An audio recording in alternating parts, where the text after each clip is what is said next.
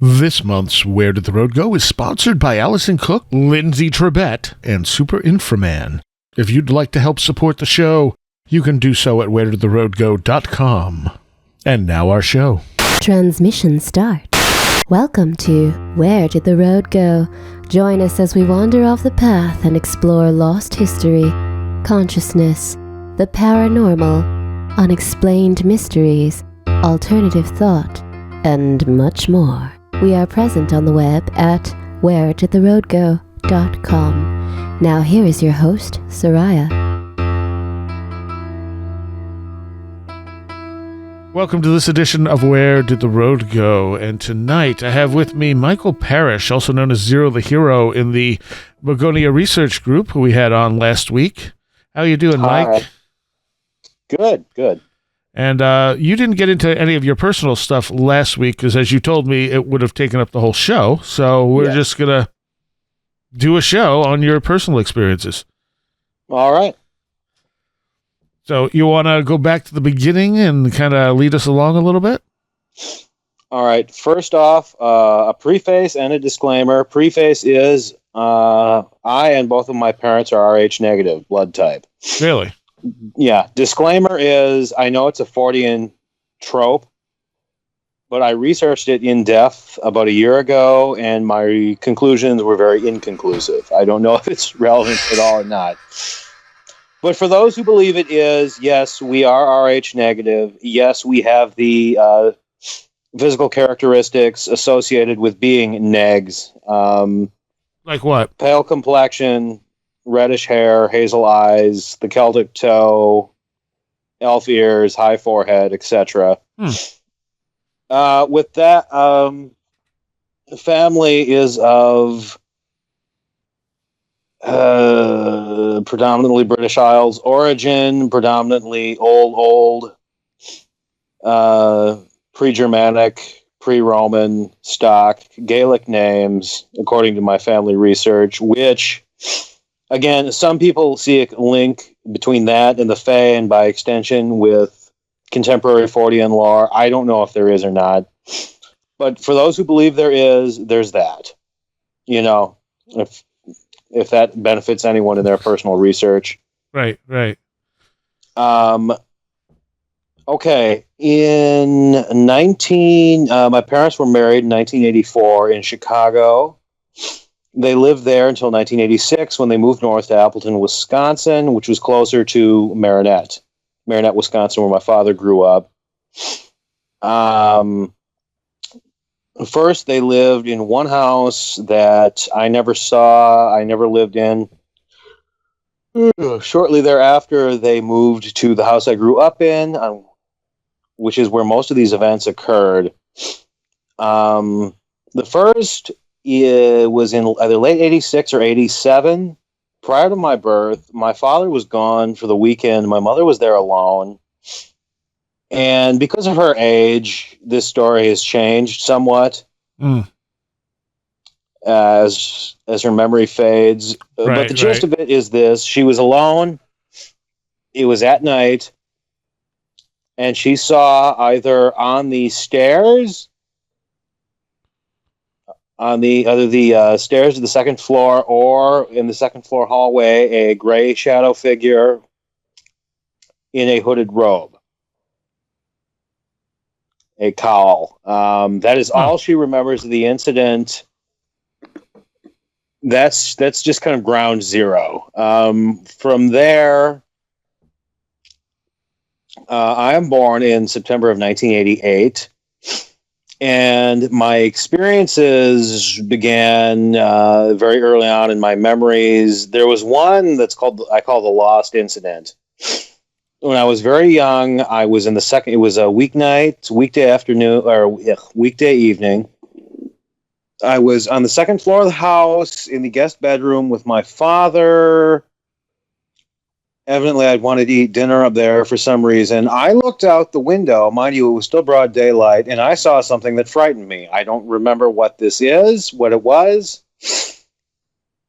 My father, I don't even remember this incident. My dad does. Whatever. So I only know of this through him. The house itself was it was one of those places where you always felt like you were being watched. You always felt like you were being followed. When you were speaking, you always felt like someone was listening in. Yeah, you could almost feel like somebody was in your head reading your thoughts. And I have some acid reflux issues, which is why I'm speaking in the disjointed way I am. And like most houses like that, it was not consistent. It was not universal. It was worse in some areas and better than others. Namely, it was the worst in the back room of the basement and on the second floor, specifically my childhood bedroom. But the first floor was pretty solid, pretty clean. Did not have the dense atmosphere or the feeling of observation. For more background info, we would later learn that one of the previous owners had been a high school basketball coach, boys basketball coach at Appleton West High School, where I would later attend. This was back in the 1970s. Evidently, he was a pederast who made sexual advances or grooming attempts towards the male students and was fired for it. Now, again, whether that is relevant to my experiences or not, who knows? I know there are people who claim that, that kind of conduct, that kind of negative behavior taints the energy in the house, which will attract negative entities and intelligences. Maybe there was a connection there. Maybe this was more of a primordial thing that goes back further. Just throwing it out there for those who agree with that line of thinking. One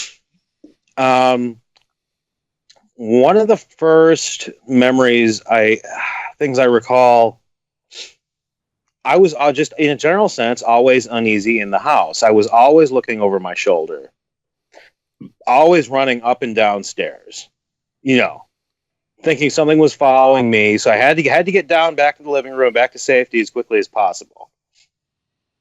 Or up the living room if I was coming up to the basement. My parents in general were pretty dismissive of my fear, the way most parents are. It's only your imagination, it's only the wind or whatever the mundane culprit happens to be.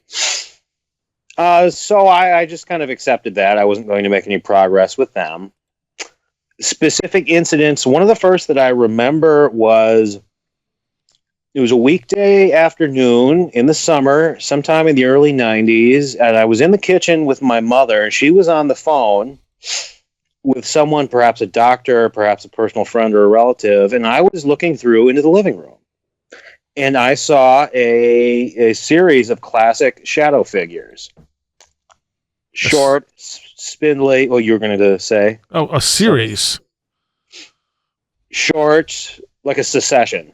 Okay. Short, spindly, smoggy, like they were made out of concentrated smoke, running very quickly through the living room and disappearing into the walls. I also saw a larger, more solid, less mobile figure that actually resembled one of the heads on Easter Island. But small, like the size of a recliner. And it was just standing there, or perched there, just staring across the hallway, and it disappeared very quickly. Or staring across the room, and it disappeared very quickly. That didn't frighten me. I didn't know what it was, but I just, being a kid and having such a limited frame of reference, I just accepted that as part of the natural environment. I assumed everyone saw those things. So that didn't frighten me. On another occasion, shortly thereafter, you have to remember these events are 20 plus years old, so my memory, and I was very young at the time, so my memory is faded.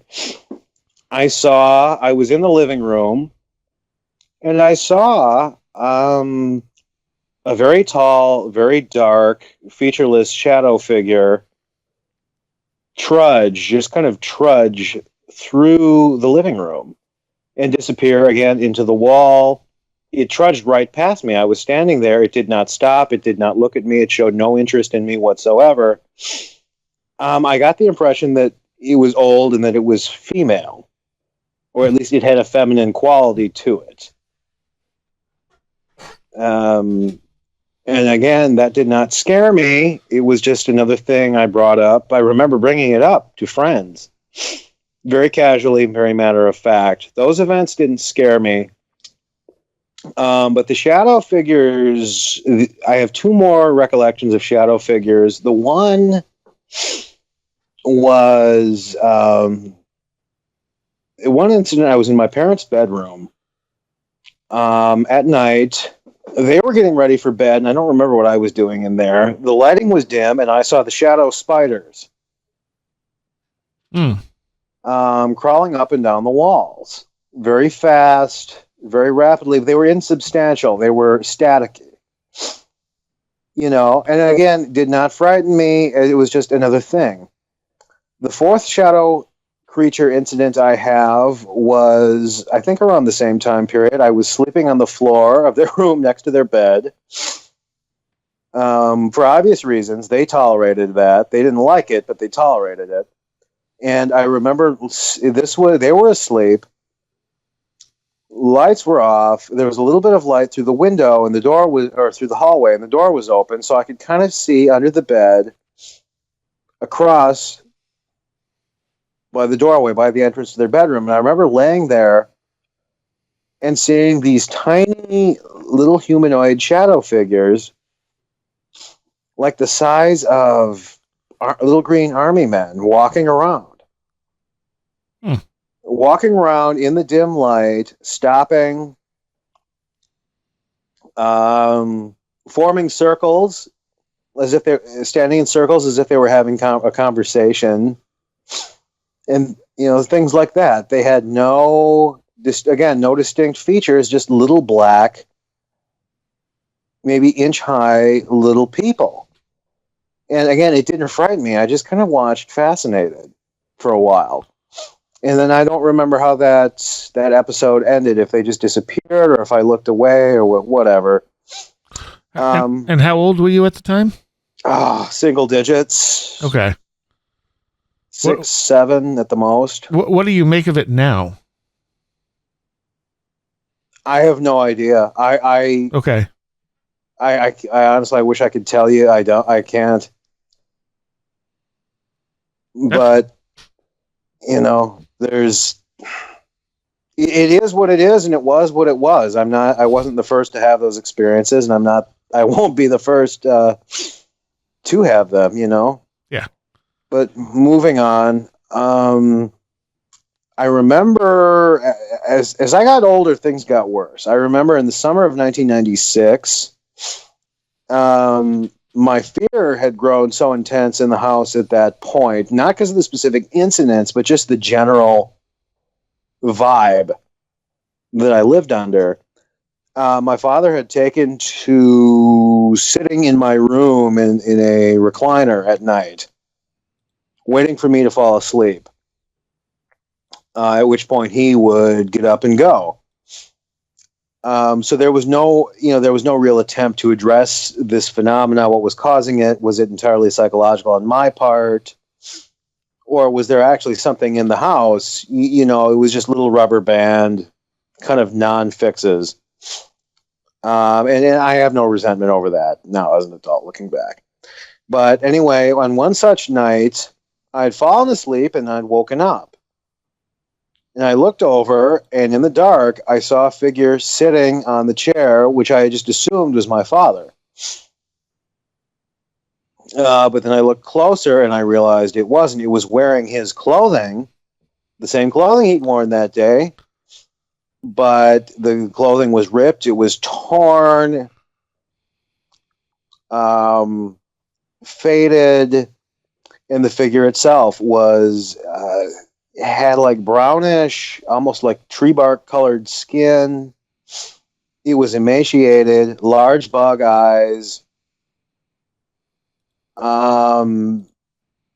somewhat deformed, just kind of staring blankly like a mentally incapacitated person. at the wall on the chair.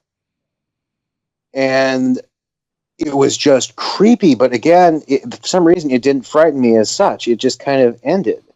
And then my memory of that episode cuts short right there. The fear was very intense in my bedroom at night. In general, I remember one night I was laying there, and I saw in the upper corner of my room this series of images, this like animated sequence kind of take place, like it was being projected from somewhere. It was this cartoon sort of ancient Egyptian backdrop with the desert and the pyramids, etc., like the ancient Egypt levels from Super Mario Brothers 3. Okay. If you remember those. Mm-hmm. Yeah. And there was yet there was not an ancient Egyptian style boat. It was like a modern, like pleasure boat. That was going around on this presumably the Nile River, and on it there was sitting the Grim Reaper and another character, and they were sitting across from each other, just like playing checkers, and casually they were having some kind of casual conversation. I could see them kind of moving, their lips and their hands moving like they were talking, but I couldn't really hear what they were saying. This was about the size of like a small television screen. And once again, to me, I realized, no, a lot of these individual incidents in and of themselves did not frighten me. They were just kind of weird, and they just kind of were.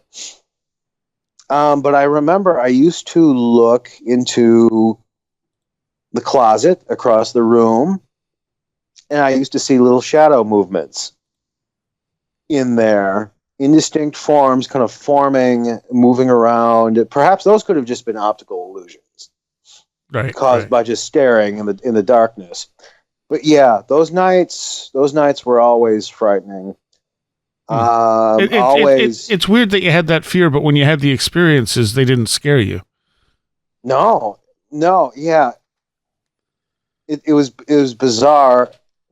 And I remember sitting, laying up at night, and I would see this series of images, this same sequence, reoccurring in my mind, my mind's eye over and over again. I would see the tool room in the very back of the basement, and I would see this tall, dark figure appear, sort of take shape in that room, and then gradually make its way through the basement, up the stairs, to the living room, up the stairs, to the head of the second floor stairs, where he or it would have been visible to me from where I was in my bedroom, and then it just ended, and it started over and over again. It never actually made it there, though. And then blanks in memory, and then summer of 1998. In the summer of 1998, early summer, my paternal grandfather died. And so we ended up spending most of that summer going back to and from his house. My paternal aunts and uncles were also going to and from the house, clearing everything out, selling it off, throwing it away, cleaning it up, preparing the house for sale. Now, this is the house my father grew up in, that his three brothers grew up in. If you want him on as a guest sometime, he can relay the history and his experiences growing up there in greater detail. Right.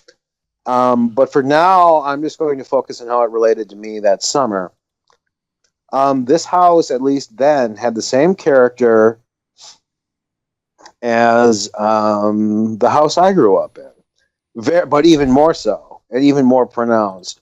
Very thick atmosphere, like you could reach forward into the air and touch it. Always being watched, always being followed, always having your thoughts read, always having your conversations listened to, always. With the bonus edition of time dilation. Oh. You could go in there And you could be in there for what felt like hours, then walk out, check your watch. Turns out you were only in there for 20 minutes. Huh. It had this creepy tendency to absorb you. Like when you were in there, as soon as you opened the door and stepped inside and closed it behind you, you felt like you just left the normal world and entered another one. When you were inside and you were looking out at the neighborhood through the window, looking across the street, you felt like you were looking out into another world that you were separated from. And when you were in the house, it had this hazy, miasmic atmosphere to it where you would forget all about your life outside the house. Almost as if you'd always been in the house. You'd never been anywhere but the house. This was the totality of your existence. It just kind of absorbed you like that. It was like its own little self-contained Twilight Zone. And that is after, decades of strange experiences being reported in it. So eventually, one night we came home. We went to bed. It wasn't too late. It was only like 9:30. Mm-hmm. And it was a summer night, so keep in mind, people, like neighbors, were still outside, smoking cigarettes, having conversations, etc. Most of the neighborhood was probably still awake watching TV, not late at all. So I'm laying in bed, and all of a sudden I get this sick feeling, like something bad was about to happen, like right now. And as soon as I thought that, I heard this very deep, very guttural bass voice laughing, maniacally, like a Saturday morning cartoon villain laugh. Mwahahaha. And it echoed and it reverberated like it was reproducing itself. And it went on for like just 10 to 15 seconds, but it was distinctly there, and it was coming from the far upper corner of my bedroom across the room from me. And I went into borderline shock. I screamed for my parents, explained to them what had happened, to no avail. It didn't.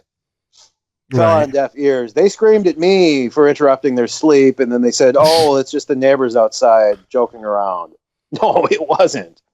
No human being I've ever heard sounds like that, and I've listened to every extreme metal album ever recorded. And that. But and that was the first incident that really, really frightened me. It was mocking, it was taunting, like it knew I was afraid, and it was getting off on it. Right. Which, as many posited, I think that's the point to begin with. So anyway, that was in the summer of 1998. As I entered double digits, the phenomena softened a bit. I remember, it got to the point where I could play video games. My father had finished the first room, the near room of the basement, and he'd set up our TV, our video game consoles down there. So I could be down there even at night watching Saturday Night Live, on the weekends watching Mad TV or playing video games alone. And for the most part, things wouldn't be too bad. The last actual memory I have in the house was around, it was early 2003, like February of 2003. I was 14, going on 15 at the time. I was an 8th grader in junior high. This was on a weeknight, not too late, the evening after school. I think I was playing guitar or trying to in my room. And suddenly I heard these voices, not from the room, kind of sounded like they were coming from the floor. Mm-hmm. And they just sounded like human voices in pain, kind of garbled, kind of raspy, kind of groaning, "Michael, help us," or "Help me, Michael," And it was odd that they did because I'm the only person who identifies myself as Michael. Everyone has always called me Mike. Mm. So, that was strange, but it didn't really scare me. I just kind of stopped and went, what was that? But that was the last experience I recall in the house. There were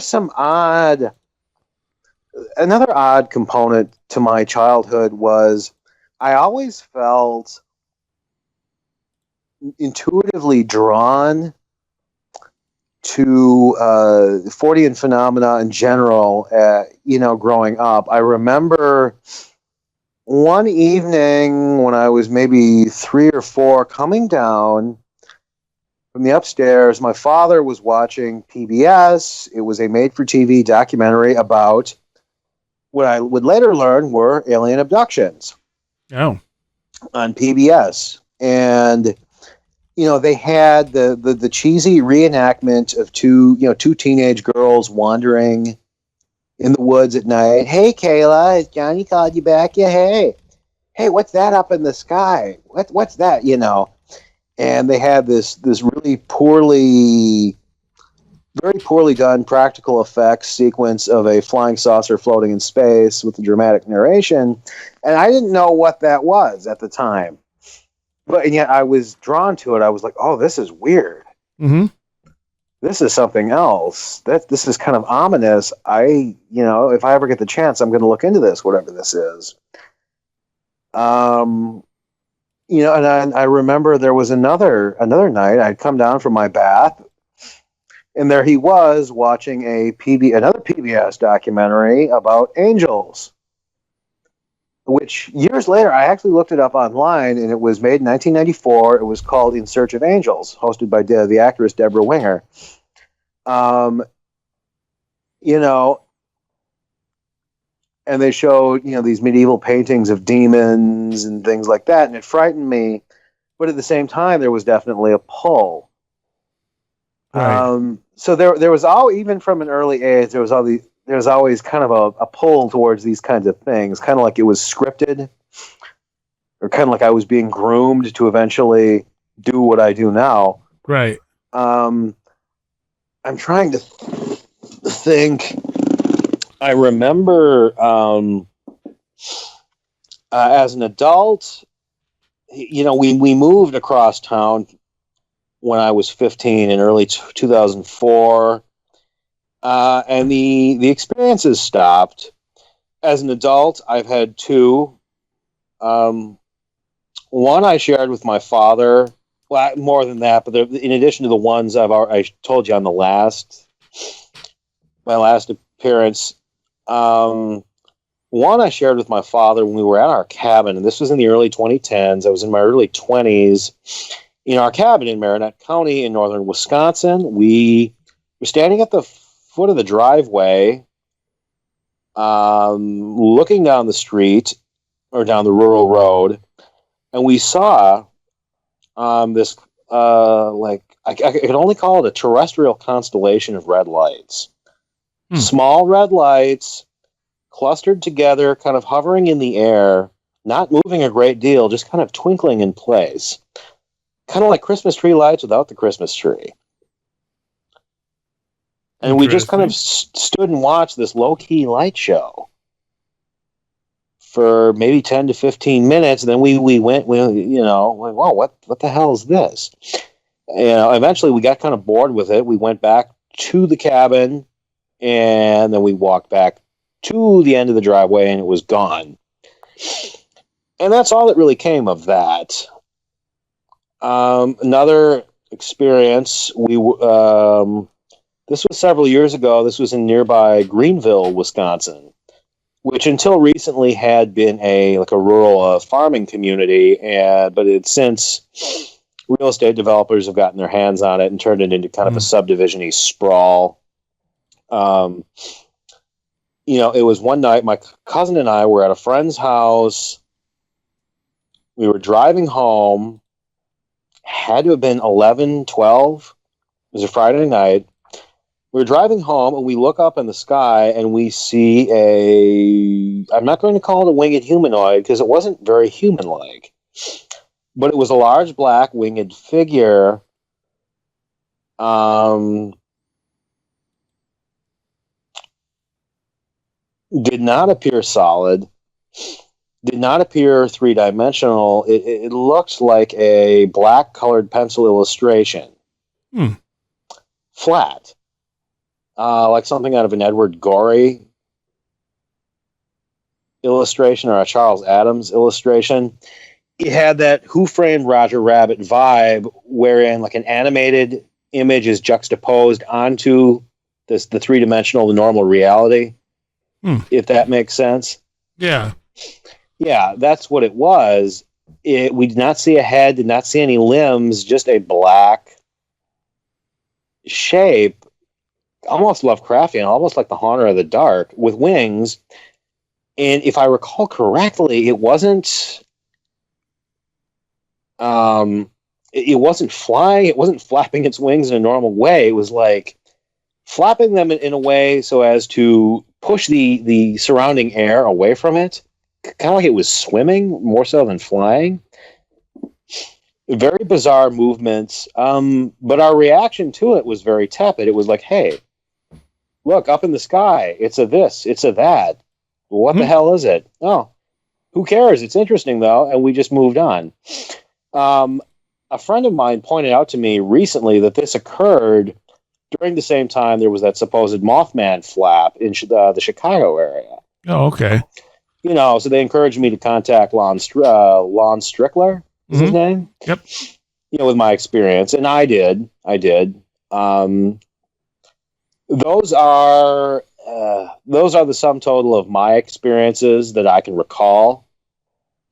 But in a more profound way, I've always felt just weirdly drawn to this phenomena, to strange phenomena in general. I remember being in elementary school in 1995. I was in first grade, and every week, a certain day of every week, they would march us down to the library, and we would each be allowed to rent one book. I came across something called Mysteries of the Supernatural or Mysteries of the Unexplained or whatnot. You know, hardcover black, paperback, or hardcover black, slim book, young adult audience, made by DK or Time Life, one of those generic publishers that presented parapsychological and occult things for a young adult audience. And I don't know why. I don't know why I chose this book when any other kid could have seen it and just walked past it by. But I rented it and I read it. I remember going to the Appleton Public Library years later in the young adult section and coming across a book on Forteana with past entries on, the Green Children of Woolpit, on Spring-Heeled Jack, on the beast of whatever it was called, that large cat-like, that big cat from British folklore. Yeah. And I just felt drawn to take it out and read it. Once again, libraries, for some reason, are a recurring motif in my life. I remember the book that really kickstarted it for me. This is when where I mark the official beginning of my career, if you want to call it that, in Forteana, was in the autumn of 2005. I was a junior in high school. I was 17. I had early in that morning, I'd wandered into the library, and I just happened to be walking by the reference desk, and I saw the Encyclopedia of UFOs and Alien Encounters. Nice. And and I had no interest in the subject before. I had no real knowledge of it, but for some reason, I just stopped in front of it. I saw it on the shelf, took it off, and I thought, I want this. I want this. So I took it off the shelf. I didn't check it out. I snuck it through the adjacent computer lab, and then it was mine. That lunch period, I went out with my friends and we got stoned in a wooded area nearby. And then immediately after lunch, I had a free hour, a study hour, which I spent baked off my ass reading about the Mad Gasser of Mattoon and the Phantom Clowns. And it was in that book that I still have it, by the way. It was in that book that I came across the name John Keel. And that was a decisive moment for me. I read the entry on him where they provide a brief summary of his life, his theories, his works, and I thought, ultra-terrestrials, indigenous to the Earth, not entirely physical as we understand it, shape-shifting, masks change but the play is the same different day, UFOs, folklore, continuum. Hey, this makes sense to me. I had no reason to believe that. It just kind of clicked with me intuitively. I just thought, I decided right then and there, this is what I believe. And that just, it all just kind of began from there. It's odd how this all came about. I don't know. Okay. So you're, that's pretty much the list of your weird experiences. Yeah. And what do you think it was about that house that drew so many of them to you? See, I'm not sure if it's the house or if it's my family in general. Because in the house my father grew up in, that my grandfather lived in for decades and decades, they all grew up with strange experiences of their own. In my oldest paternal uncle and his wife and their children, my cousins, in the house they grew up in hours south of me, 2 hours south of the Marinette house, they had all kinds of experiences living there. So I'm not sure if it's really the house or if it's the family, my haunted family. But the fact that we've been plagued with this stuff for so long at so many different locations over so many decades, appearing to so many different individuals in different forms, it's statistically so unlikely. It's mathematically, it's almost impossible. To me, it's like something I've looked, like I said, I've looked into family history. I know my grandfather was a 32nd degree Freemason. I don't know in which rite, if it was York or Scottish, but he was, and he was the worshipful master at his lodge up there for a certain period. Yeah, I don't know if that's connected to it. I don't know if our bloodline, our being Rh negatives, if that's connected to it. But at the same time, why would the experiences stop when you move out?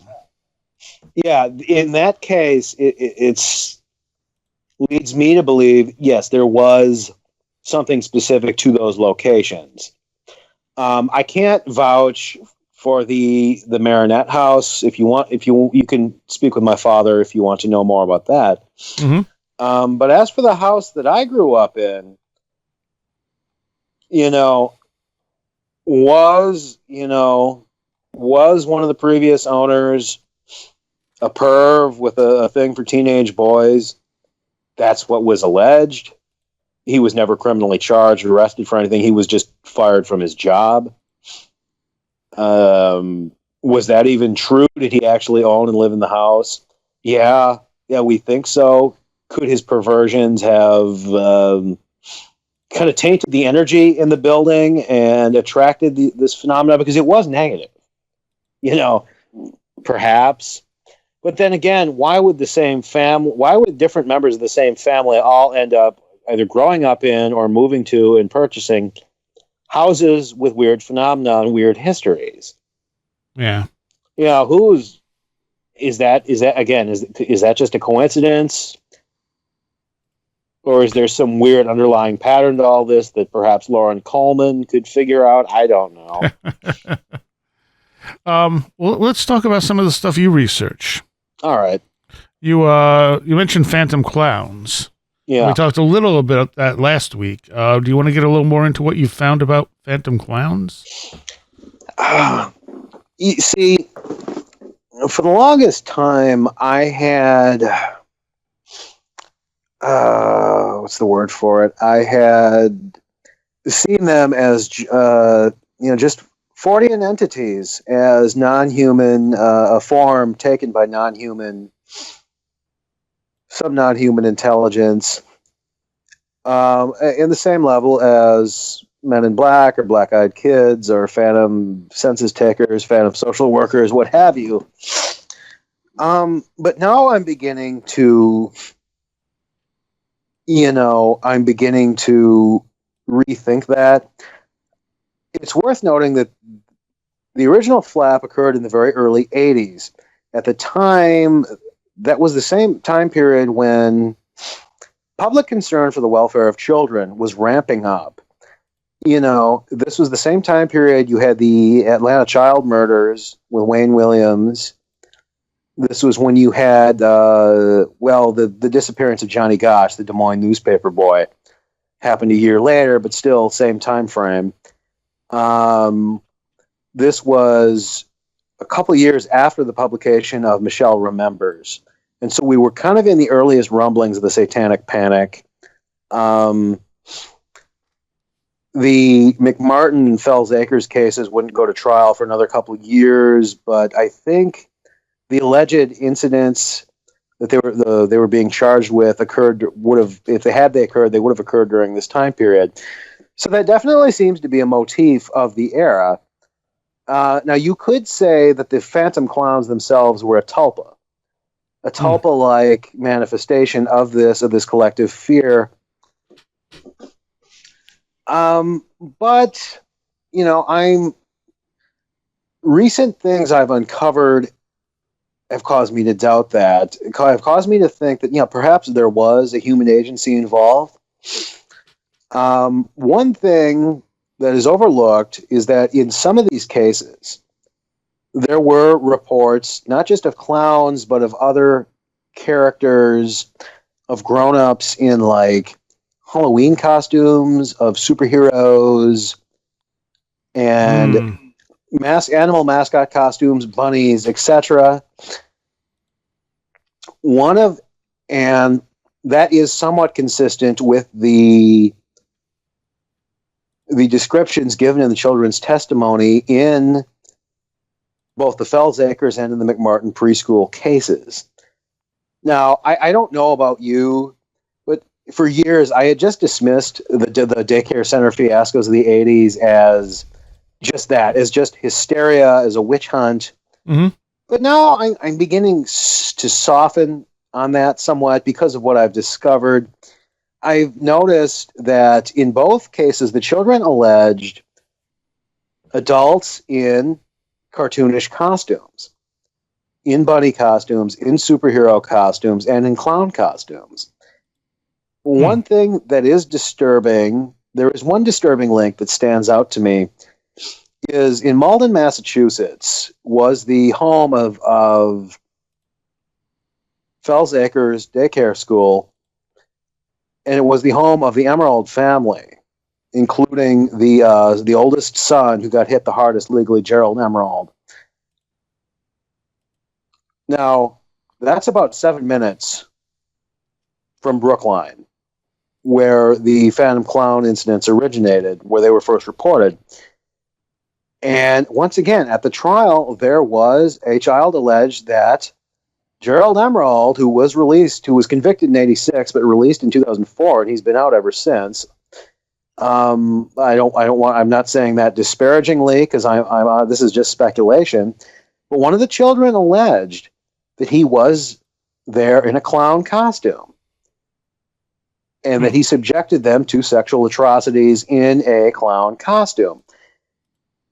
Now, I can't help but think, same time period, same geographical area, just minutes away, alleged abuser in a clown suit.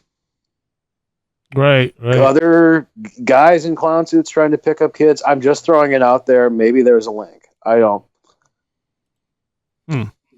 And the fact that, in the McMartin case, they did report the same things. Adults in those cartoon costumes, which is similar to things that have been seen in relation to the Phantom Clowns. Again, it's pure speculation, but the thought of it is unnerving. Well, how much of that, though, was recovered strictly under hypnosis?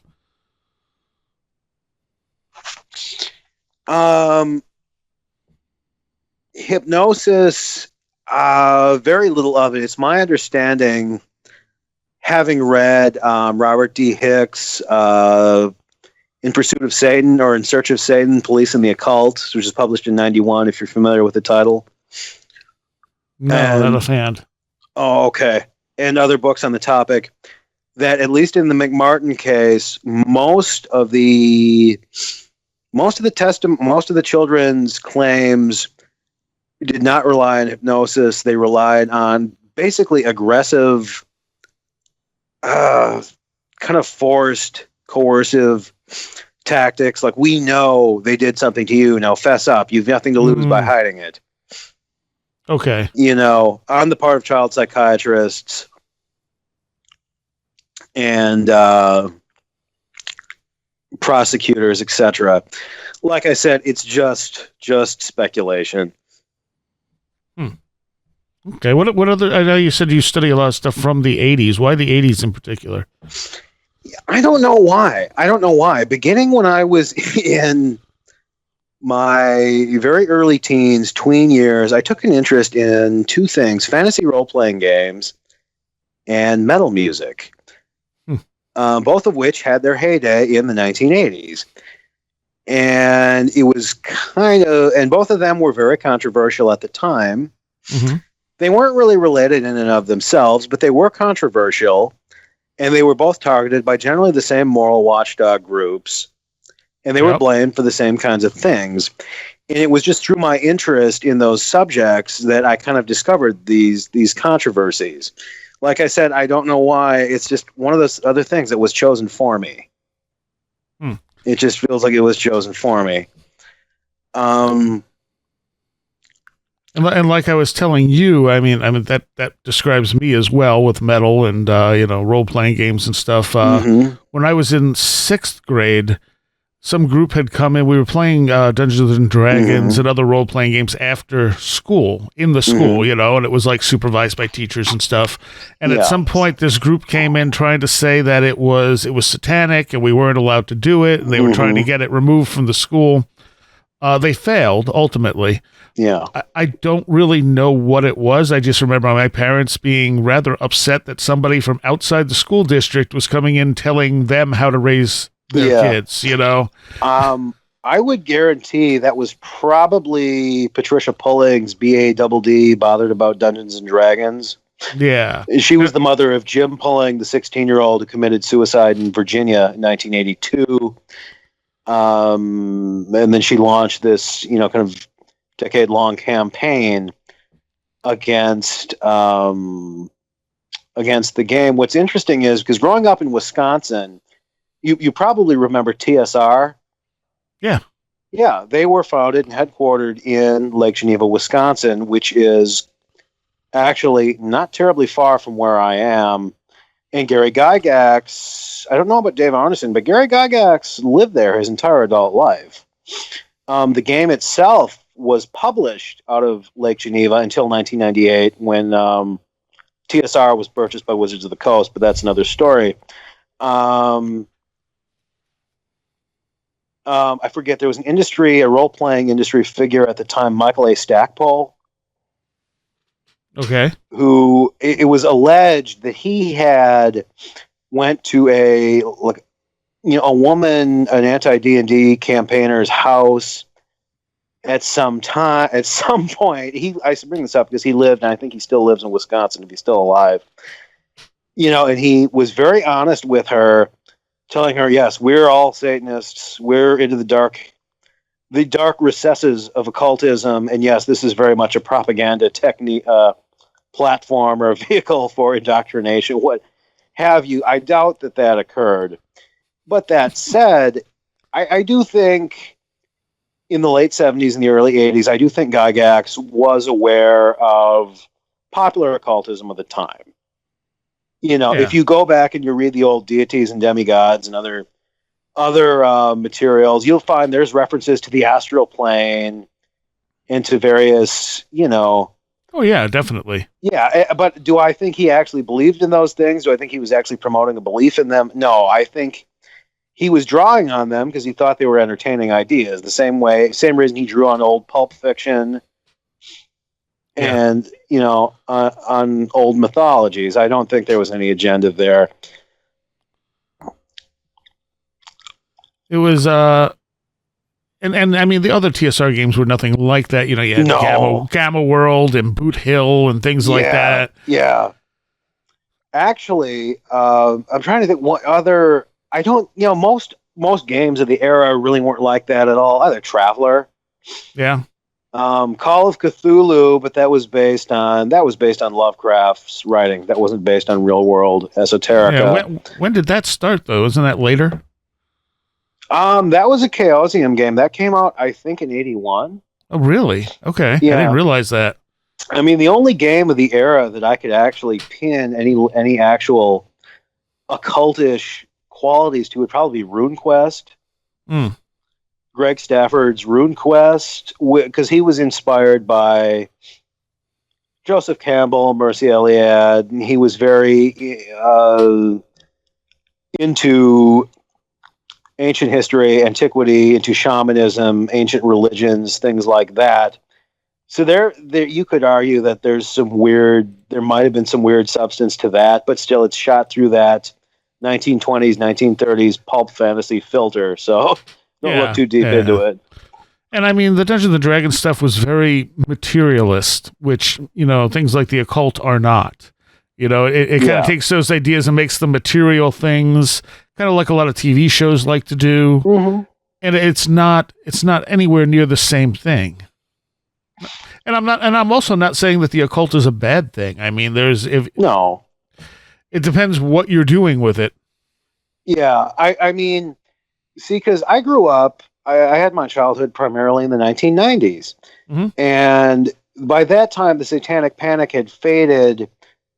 But the specter of esoterica that was still kind of hanging in a cheesy way within popular culture. And we still had, what's the word for it? We still had moral watchdogs who were always on guard. Right. I remember when Marilyn Manson came out in the mid-90s. Yeah. By that time, after decades of metal music and darker rock music, he really, in hindsight, he really wasn't anything new, but there was still controversy. I remember the game Magic the Gathering when that came out. It wasn't in the early 90s, the collectible card game. It wasn't the phenomena that D&D was in its heyday, but it had its fans. I collected the cards just for the artwork. I had no interest in playing the game. And then on television and movies, we had things like The Craft, Practical Magic, Sabrina the Teenage Witch, the ABC Family Show with Melissa Joan Hart, and then in the early 2000s, Harry Potter broke, and and it started up again, very, very intensely. You'd think J.K. Rowling was this Pied Piper leading millennials, although we weren't called that yet, leading millennials into, perdition. I don't know. I never took that stuff seriously. Right. The and the thing with like Marilyn Manson and stuff is that the early 90s were so socially conservative. Yeah. That when he hit, he may not be doing anything more offensive than bands like Merciful Fate or Venom were in the early 80s, but it was to a new culture, basically. Yeah.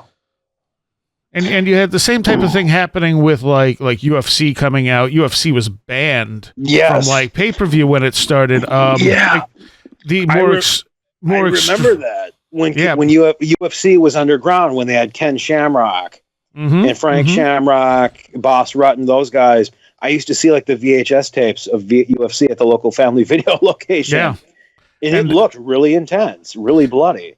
And the like the Extreme Championship Wrestling, when they started doing all the bloody barbed wire stuff, they weren't allowed to do pay-per-view. I mean, pay-per-views they weren't allowed on because it was too violent. And it's like, that's the culture we were in. So all of these things kind of pushed that envelope, and then it just broke wide open at a certain point. Yeah, because I remember in the late 90s, WWE, then still WWF, Vince McMahon was getting his ass handed to him by the WCW in the ratings, so he had to rip off ECW. Right. In order to boost his own failing product, and that created the Attitude Era. Right, and that's pushing the envelope, in a very conservative-based, culture at that point. I don't know if conservative sensibilities, though, are the only ones offended by that. Because if I recall correctly, feminists and many people on the left have always taken issue with. And I don't mean a conservative like politically. I mean a conservative like you didn't do this outrageous stuff in music and television and things like that. That's what I mean by conservative. Like everything was very neutered on media. Button down.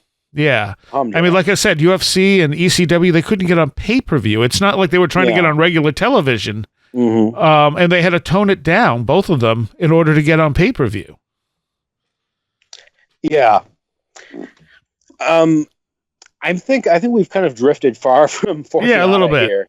A little bit. Unless you see some kind of hidden hand orchestrating all these cultures cultural changes from behind the scenes. I think it's like a pendulum. It swings back and forth. Yeah. It gets to a point where it's so outrageous and so crazy that people start locking it down. And then it gets to a point where everything is kind of in that, not like I said, not political conservative, but kind of like everything's a little more neutered and muted. And then people rebel against it and open up again. And so it's just this swinging pendulum. Well, what I find interesting is how the really, culturally, the really boundary pushing stuff is usually never in the mainstream. Usually what the mainstream gets is a watered down kind of Diet Coke version of that. For instance, if you look at like mid-90s Manson, as shocked as some people were by that, compared to what like the Florida death metal guys were doing just a few years earlier, he was actually pretty tame. Right. The difference, though, is they didn't have a stage show. They were not androgynous or freakish looking. They weren't on MTV, or they were, but they weren't on the cover of Rolling Stone or selling millions of albums. Right.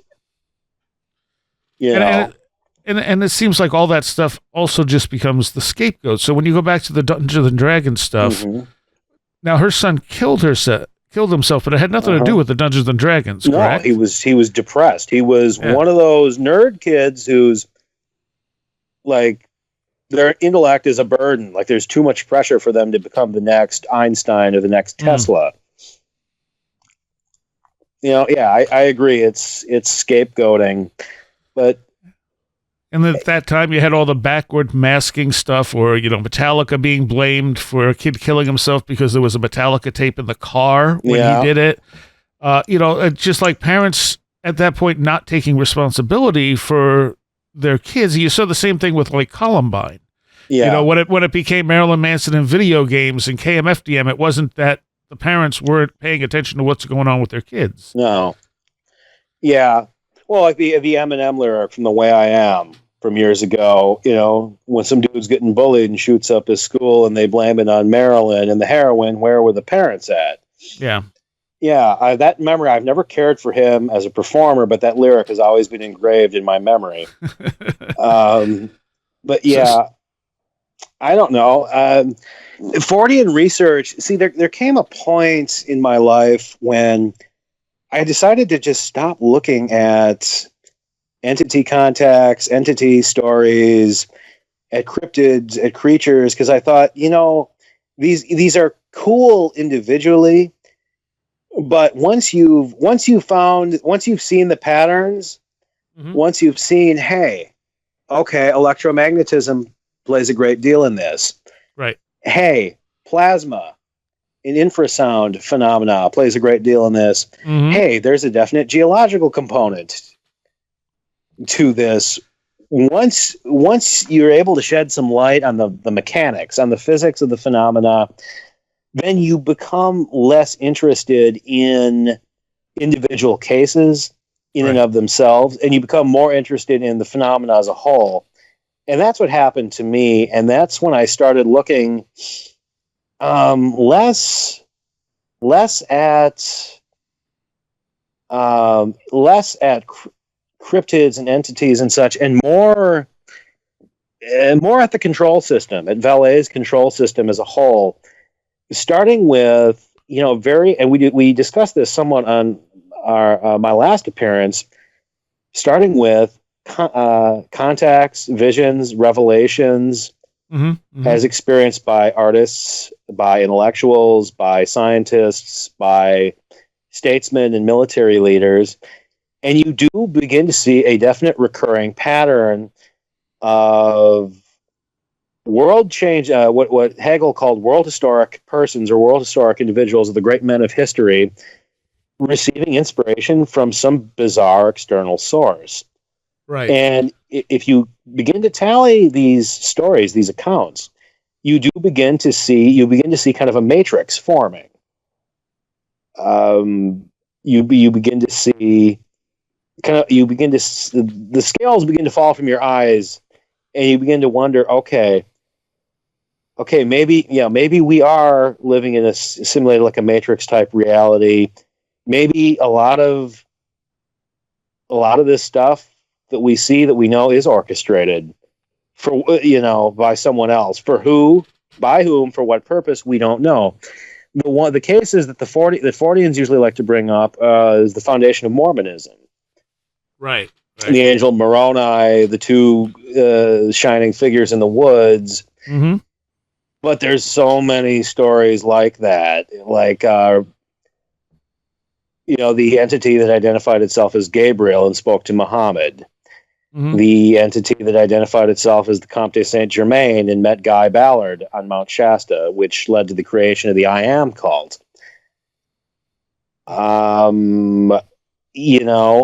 Napoleon's little red man, Napoleon's imp.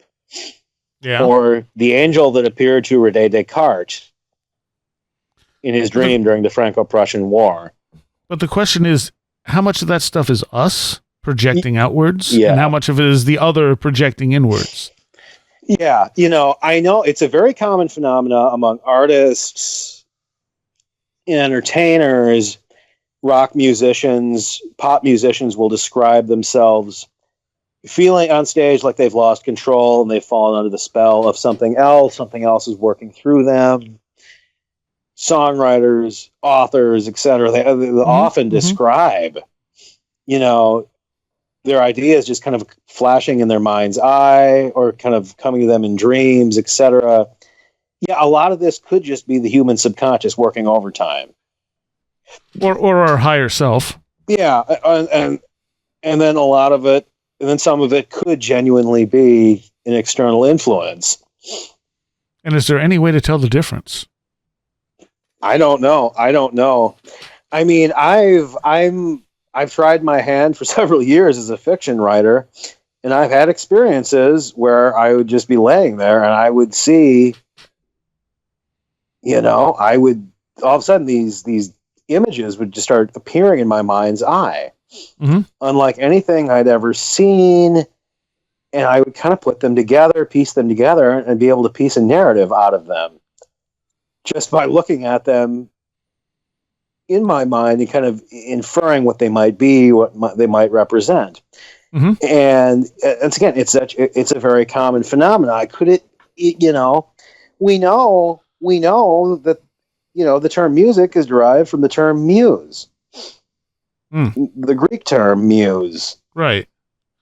Meaning those creatures that inspired artists. We know that in the Middle Eastern lore, before they were demonized by Islam, that the jinn were often credited as a source of artistic inspiration. But does that mean that these are really downloads, as Grant Morrison would put it, from some external intelligence? Or does it just mean that ancient cultures made the same fallacy that we could possibly be making today? Right. You know, and you have the daemon as well. Yeah, it's never like reading Jung. It's never clear exactly what Philemon was. Reading Socrates, he never named his daemon, but it's not really clear what that was either. Mm-hmm.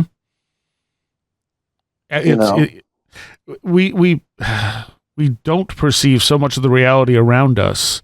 You got to wonder if some people just tap into more, and it's as simple as that.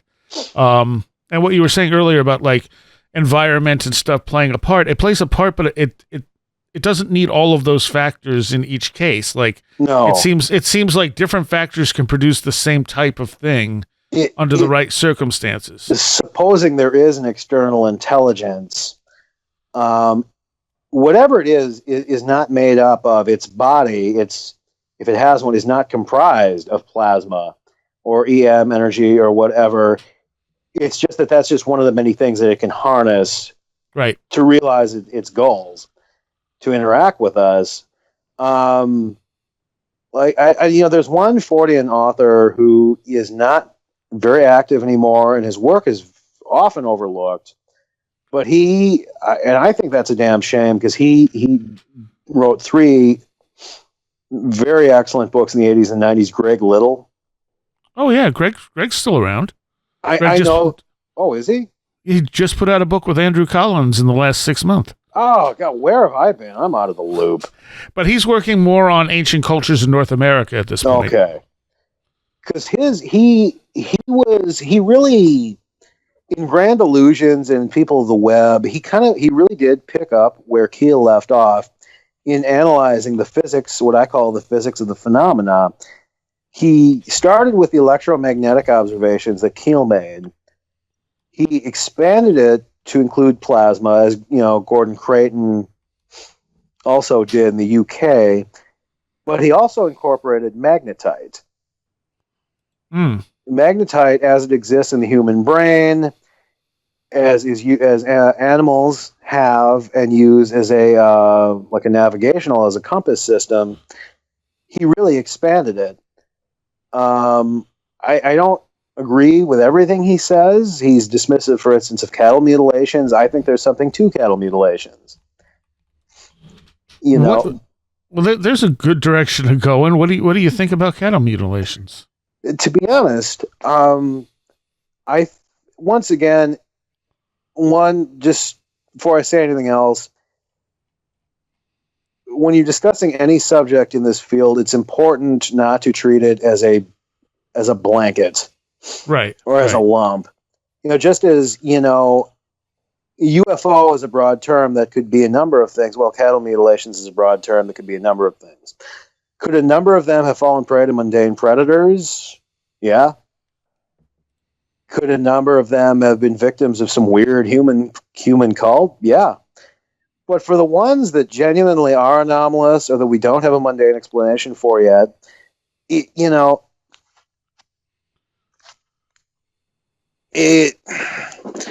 I really think I do see a continuity with with ancient animal sacrifice. Okay. Right. Whatever this intelligence is, we're pretty certain it used to present to us as deities, as gods, or whatever, way back when, or at least if human culture supplied the deities, their images, their descriptions, they were more than happy to play those roles. It seems that, historically we've seen the decline of those polytheistic religions, and with them the decline of life sacrifice, of blood sacrifice, and with the rise of Christianity, Islam, Buddhism, etc. And so it's like, what we're no longer giving them voluntarily, they now have to take. Again, just a theory. A theory. Okay. All right. So let's go back to Greg Little. Okay. I was fascinated. I'm very fascinated by cattle mutilation, so I wanted to jump over there and just take a look at that. But you're saying he added magnetite to this, and that is isn't that only found in certain areas of the planet? According to him and to others, magnetite is found in small amounts in the human brain. Oh, and yes, okay. Within the human nasal bridge, I believe. Yeah. It does pick up magnetic signals. It does pick up EM energy or something. I'm not a physicist. I'm not a geologist. You know what I'm saying? I'm not intellectually equipped to discuss this in depth. Right. Louis Prout actually talks about this in one of his books as well. Yeah, I've been meaning to read him. But I'm not, what's the word for it? In a broad sense, in a general sense, he posited magnetite as the mechanism by which this intelligence beams energy, sends energy, sends information, reveals things to people. It's in Grand Illusions, which I have not read in a couple of years. I should reread it. I'm not going to find it and start quoting from it now. Yeah, he's, if I'm not mistaken, I assume it's the same guy. Mm-hmm. He's been mostly working on, like the Denisovian origins, mound builders. It's all North American, Atlantis, Edgar Cayce type of stuff. Okay. His latest one with Andrew Collins is called, that's not there. His second latest one was Path of Souls. Okay. Which talks again about North America and such. Yeah, I have the new one in the other room, but I don't have it. I can't find it online here. So he's getting into Graham Hancock-esque territory. Yes, yeah, different approach than Graham does. Okay, yeah, I've never read anything by Hancock, namely because I can't find his works for free online, and I'm on a very limited budget. Yeah, I love Graham Hancock stuff. If it wasn't for Graham Hancock, I probably wouldn't have started this show. So, a lot of the stuff I did early on was ancient mysteries, and then slowly worked more into the paranormal. I was interested in both. It's just I seemed to lean more toward the ancient mysteries in the beginning. Have you? What's his name? Do you? It just seems to me. You go first. No, I already forgot what I was going to say. Oh, so did I. Oh, here we All go. Right, excellent. It's odd, how the Forteana in general comes and goes in waves. Yes. Like when I was a child in the 1990s, it was enjoying a kind of pop culture renaissance thanks to the X-Files. Mm-hmm. Mm-hmm. Thanks to Art Bell and his Dreamland show before it became Coast to Coast. And I remember in the general, culture at the time, there was an interest, a superficial pop culture level interest in this stuff. Mm-hmm. I remember seeing these made-for-TV documentaries on the networks on weeknights. Yep. I remember going to the video rental store when those still existed and seeing the VHS covers when those still existed of, in the documentary section, UFO Diaries, Volume 1, UFO Diaries, Volume 2. I remember, the Men in Black movies coming out in 97. And because this was also the early days of the internet. Right. And in the early internet, some of its first adopters were Forteans or UFO buffs or cryptid hunters, like the Black Vault website. That's one of the oldest on the internet. Right, yeah. Yeah, back then. And it seems that in the 2000s, as I moved into adolescence, that kind of faded. But it has come roaring back in the 2010s. And one thing I have noticed is that the line of thought pioneered in the 1960s by Keel and Vallée has gradually won over the ET hypothesis. Yeah, to some degree. Yeah, not entirely, but it is steadily gaining ground. Mm-hmm. Because if you read literature from people in this camp, of which I am a member, they always seem to be playing the role of David against Goliath, always an underdog role. That's how they see themselves. Like, oh well, the standard, in the UFO community, the standard perspective is that it's all nuts and bolts spacecraft piloted by flesh and blood scientists from other planets. But this is a different, more exotic way of approaching the issue. But that doesn't hold true, because that has become this type of let's just call it the ultra-terrestrial hypothesis, that really has become very popular. So many A-list researchers are proponents of it. Joshua Cutchin, Red Pill Junkie, Cleland. All regulars here. Yeah, Cleland, Bishop, who else? Even many of the old guard who are now gone were advocates of it. Steiger. Yep. Rosemary Ellen Guiley.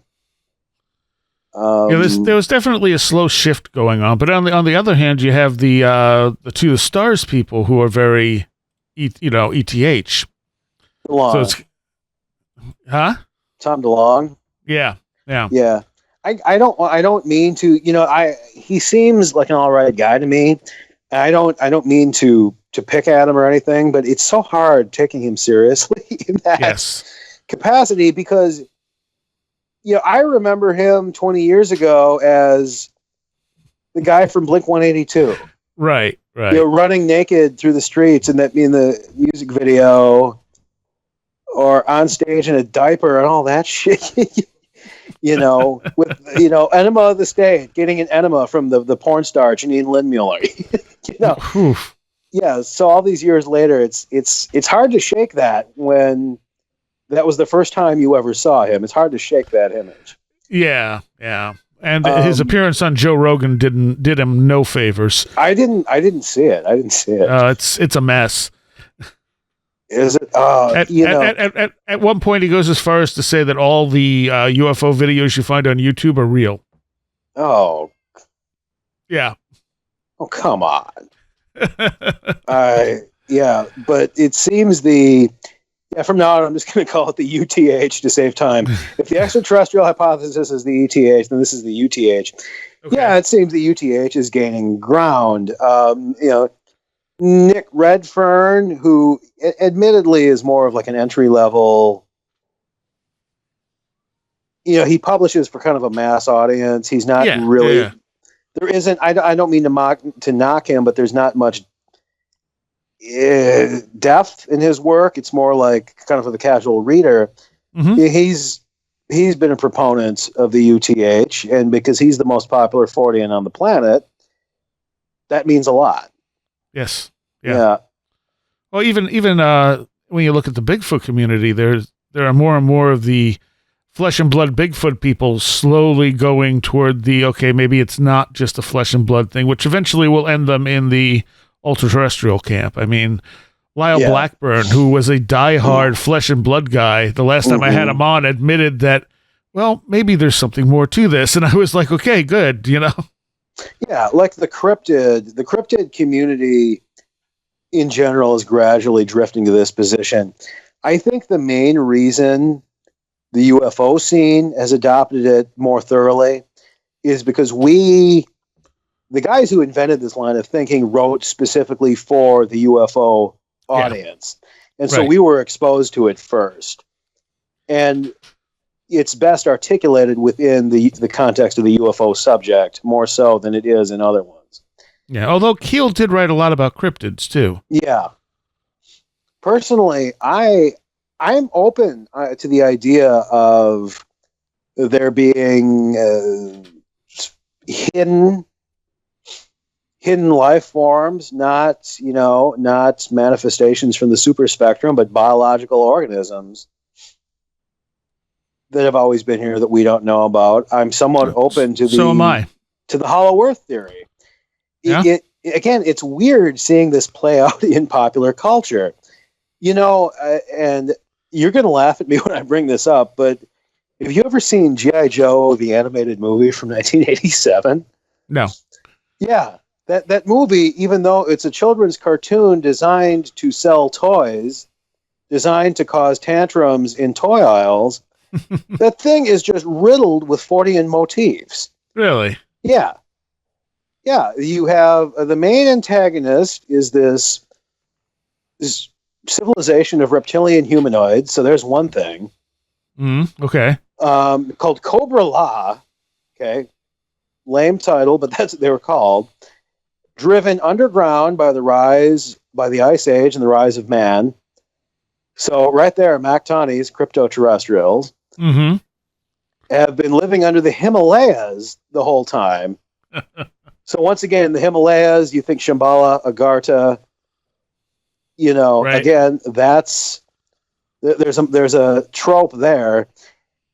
And,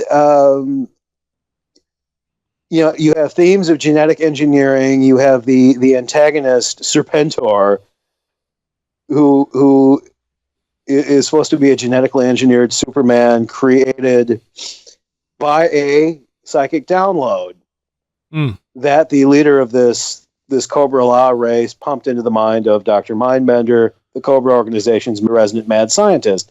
Again, it's comical, it's cartoonish, but that is another trope. Right. The concept of the download into the mind of a scientist from an external source.